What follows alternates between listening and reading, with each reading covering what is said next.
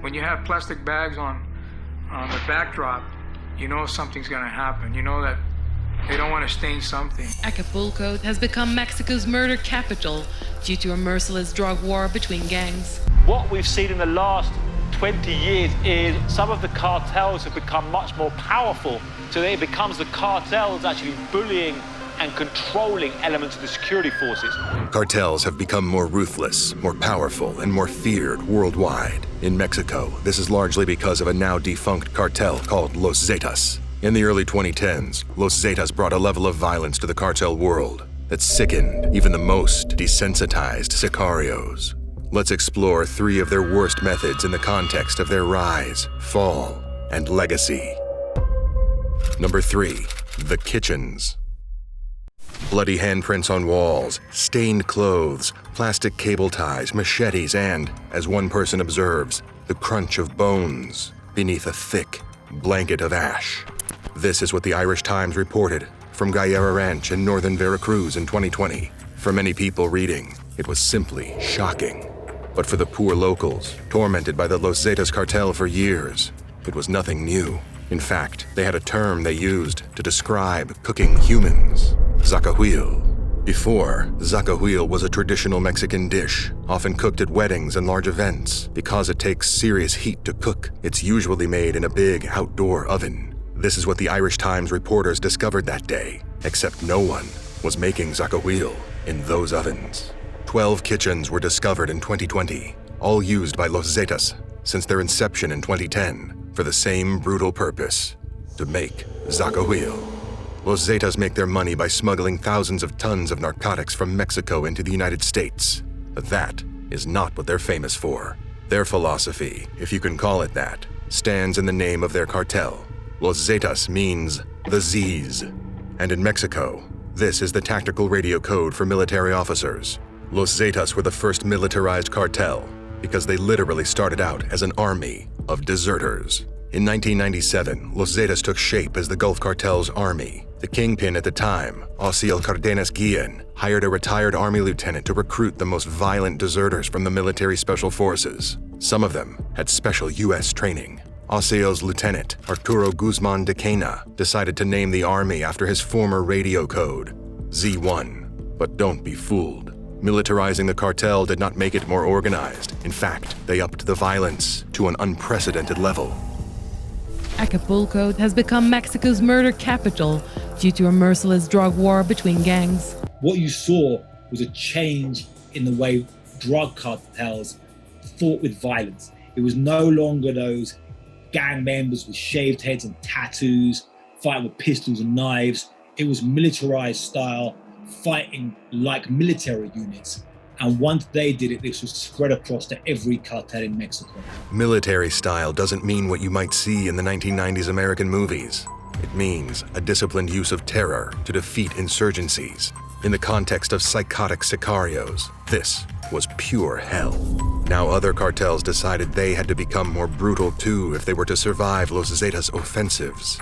But for a while, no one could compete with them. Los Zetas generals even gave medals of honor to the hitmen who did the most stomach-turning things. Los Zetas were partially responsible for prompting the Mexican government to declare a war on drugs. Of course, this had already happened in other countries, such as the United States. So in a way, it was pending with all the cartels. But if it weren't for Los Zetas, the war on drugs might have stalled a bit, and the number of casualties wouldn't have been half as high. In 2002, Arturo de Cana was unalived by the Mexican military. This was the kingpin strategy: eliminate cartel leaders and let their organization crumble under their loss. This had worked a decade before in Colombia with Pablo Escobar. But this time, it would lead to chaos. After Osiel Cardenas was arrested and extradited to the United States, Los Zetas, the Gulf Cartel's military, took over the cartel. And this worked better than they could have ever imagined. You had this small unit which grew and grew, and that is the Zetas inside the Gulf Cartel, until eventually it was like a whole army within the Gulf Cartel that would rise up saying, we don't need you anymore, we're going to take this for ourselves. In 2010, Los Zetas became a standalone cartel. Their brutality reached even worse levels. It was worse than any horror movie. And the people they liked to cook the most? Their former bosses. the Gulf Cartel. Number 2. San Fernando Saw.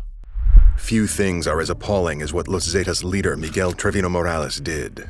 Morales was born in Tamaulipas in 1970, and he had no military training. In fact, he was the only untrained sicario in Los Zetas when they formed as a standalone cartel. But somehow, he was more popular than the Zetas kingpin at the time, Heriberto Lazcano. Lazcano was no angel. He took pleasure in feeding his enemies to tigers and crocodiles. He would stand there watching, saying it was fascinating to watch a body disintegrate in a matter of minutes. Compared to Lazcano, though, Morales was 10 times worse. Remember how the most brutal soldiers got rewarded with medals? Well, he got promoted too, and all the way to the top. In 2007, under Heriberto Lazcano's orders, Morales led an ambush in Guatemala, personally unaliving notorious drug lord Juan Jose Leon Ardon. That earned him the vice general position, despite his lack of military training. He became Heriberto's mad dog over the next few years, leading some of the most stomach-turning offensives in cartel history. But Morales' very worst actions were after 2010, when Los Zetas became their own cartel and started a war with the Gulf Cartel. In August 2010, the Mexican military discovered a mass grave in San Fernando. 72 bodies were identified, but they weren't easy to identify. Their state was so horrifying, we cannot describe the details here. Here's where it gets even worse. The bodies did not belong to Gulf Cartel sicarios. They were all undocumented immigrants. They had come to Mexico looking for work and to send money home. Instead, Morales intercepted them and had them subjected to the worst treatment imaginable. His reason? Just a hunch that they might get recruited by the Gulf Cartel. Not one of these poor people had had contact with any cartel. In April 2011, things got even darker. Under Morales' command, the Zetas stopped a group of buses headed toward a Mexican town on the border with Texas. This time, it wasn't 72 people, but 193. And Morales had already signed their death sentence. His reason was the same, just making sure the Gulf Cartel didn't recruit these people. Morales and his men took them to an empty ranch near San Fernando. There, they did unimaginable things to these poor, defenseless people. Women were forced into non-consensual acts, and men were subjected to hammers, machetes, and every tool these cruel Zetas thought of using. Then, they handed the same objects to some of the men and had them fight each other to the death. Whomever survived was then forcibly recruited into Los Zetas. Imagine this being the start of your sicario career. These people saw their families lose their lives at the hands of their new co-workers. It was like the horror movie series Saw, only it was real, which makes it much, much worse. And to complete the picture, Morales and his men would watch all of this happen and laugh. They were entertained by their victims' suffering. Miguel Morales is one of the Zetas that made boiling enemies a Zetas trademark. They also prepare guisos. These are stews where you take a member of the family and you put them in a pig boiler and you pour gasoline on them and then you set a match to them. Morales found another way, too, using diesel to make the process as slow as possible. They burn these individuals in a 55-gallon drum using diesel because diesel burns slower. If his sicarios easily took over this method, Morales took it one step further. He would snatch his enemies' families too and make them watch. Then he would subject them to the same treatment. Children were not exempted from this painful treatment. He would leave parts of the victims' remains all over the city for authorities and rival cartels to see. He would also drive around Mexico with sicarios in his car, casually pointing at pedestrians and telling his sicarios, "Off this one." In 2013, one of his former hitmen told the press that his boss couldn't sleep at night if he hadn't taken a life that day. Another journalist wrote that Morales sometimes ate the still-beating hearts of his enemies. This was one of his many tactics, instilling fear in rival cartels and painting himself as the worst narco-lord alive. It's sickening to think these things actually happened in the real world to real people. It's also shocking to think that some human beings can reach this level of pure evil. Number 1, the videos. Until Los Zetas took power in 2010, gruesome cartel videos weren't as frequent. But Los Zetas' policy was to make everyone terrified of them. Civilians, rival cartels, officials. It didn't matter. The more people feared them, the more powerful they would become.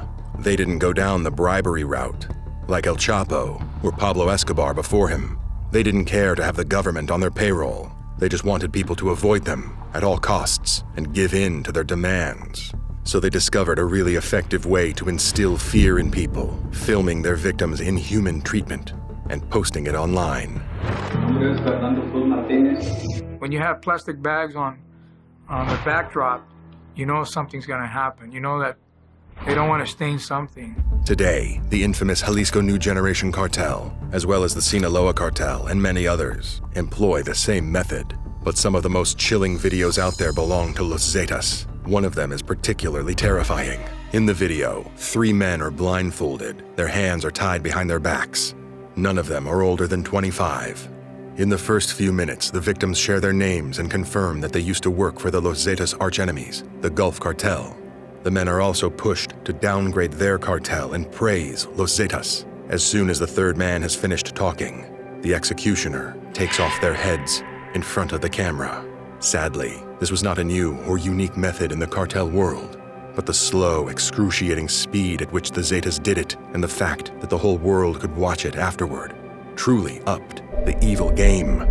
Finally, the Zetas proudly showed the heads to the camera, and that's just one of Los Zetas' many horrible videos. Reportedly, the man who made these videos another Zetas trademark was once again Miguel Trevino Morales. Luckily though, Morales did get a taste of his own bitter medicine. He might have been a monster, but he was an unorganized general. Until he took over the Zetas in 2012, Lazcano and other generals kept everyone in check. But a few years into Morales' leadership, Los Zetas had turned into a pack of rabid dogs. They've put them in acid and watched their bodies disintegrate. They have fed them to wild animals. These were sociopathic, short-tempered sicarios who also fought each other. After all, this was the only language they knew.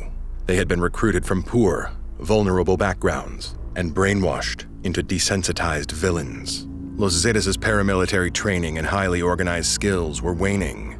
This meant they were easier to capture. On July 15, 2013, Miguel Trevino Morales was finally arrested. For some reason, Morales managed to dodge extradition to the United States. To this day, he is serving a life sentence in a Michoacan federal prison. But brutality like this doesn't end with one man's arrest. Morales had led his men for years. He had had enough time to train them to think and behave just like him. It's safe to say Los Zetas never had any regard for human life, and Morales only made it worse. In 2014, Los Zetas found out that 2 men from the city of Allende had reportedly stolen money from the cartel, so a huge army stormed Allende. But they weren't out for these 2 men. Los Zetas had decided to punish the entire town for it. Somewhere between 300 and 500 people died. All that was left was dust and bone fragments. It's hard to get an accurate estimate after something like this. 80 homes were destroyed with heavy military machinery. Allende was reduced to ashes, and whoever was able to flee became a shadow of the person they once were. Y les digo a mis hijos, levántense, le digo, porque quién sabe qué está pasando en la calle. Digo, vístanse y nos salimos. Y todo empezó a tronar, ya no había luz, todo empezó a tronar, tanques, camionetas.